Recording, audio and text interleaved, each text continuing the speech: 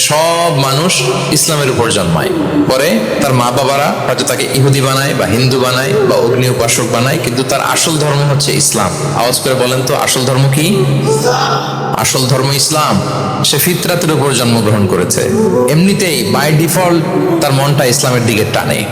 মেরাজের রাতে রাসূল সাল্লাল্লাহু আলাইহি ওয়াসাল্লামকে দুইটা পেয়ালা দেয়া হয়েছে। তিনি বললেন, উতি চুবি ইনা আইন, আমাকে জিব্রাইল আলাইহিস সালাম দুইটা বাটি দিল বা পেয়ালা দিল। ফি আহাদিহিমা লাবান ওয়া ফিল আখিরি খামর, এর একটার মধ্যে ছিল দুধ আর একটা মদ। আমি দেখতে পাচ্ছিলাম না কোনটাই কি। আমাকে যখন দেয়া হলো ফা আখাযতুল লাবান, আমি দুধের বাটি নিলাম। তখন জিবরিল আলাইহিস সালাম বললেন, আসবতাল ফিতরা, আপনি ফিতরাতটাই নিয়েছেন, মানে যেটা ভালো ওইটাই নিয়েছেন, যেটা আপনার সাথে সুইট করে ওইটাই নিয়েছেন। সুবহানাল্লাহ। এই পৃথিবীতে যা কিছু ভালো, যা কিছু কল্যাণকর, যা কিছু আমাদের সাথে খাপ খায়, সুইট করে, সহজে সুইটেবল হয়, এটাই ফিতরাত। এটাই কি? ফিতরাত। তো সব মানুষ ফিতরাতের উপর জন্মেছে, ইসলামের উপর জন্মেছে।